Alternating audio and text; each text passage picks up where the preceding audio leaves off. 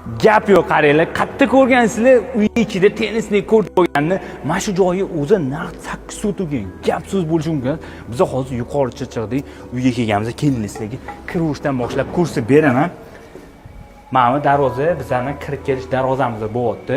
Bu yerda kirishimiz bilan bu yerda chap qo'lda namozxona, mana shunaqangi landshaftning zona, tug'ruqxonalarigacha joylar tashab ketilgan. Bu yoqqa keladigan bo'lsak, mana shunaqa joylar, xonalar ham mavjud. Ana endi kelinglar sizlarga bu go'zallikning asosiy qismini ko'rsataman sizlarga.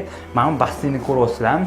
Basseynni necha metrligini kommentariyada izohlar yozib ketinglar. 2 marta borib kelsanglar, уже mazza qilasizlar. Yu basseyndan charchasanglar, kattagina stadion sizlarni kutyapti.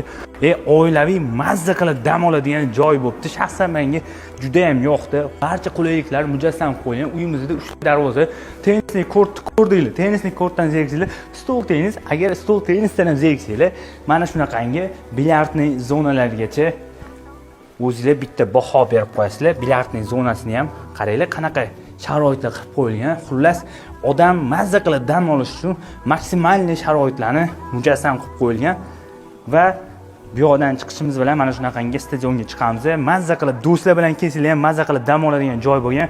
Bu yoqqa keladigan bo'lsa 2 etajli binoyimiz o'zining ichida oshxonalari, spalnilari, trenajyorniy zallari, xullas barcha qulayliklarni mujassam qilib qo'yilgan. Inshaalloh hammamizga eng kamida mana shunaqa uylarda ota-onangiz bilan mazza qilib yashashlik nasibi ro'za aylasa, niyat qilganlar shu joyda bitta yurakchani bosib qo'yib yuqori chirtdan qaragan do'stlarga bu videoni jo'natib qo'yamiz.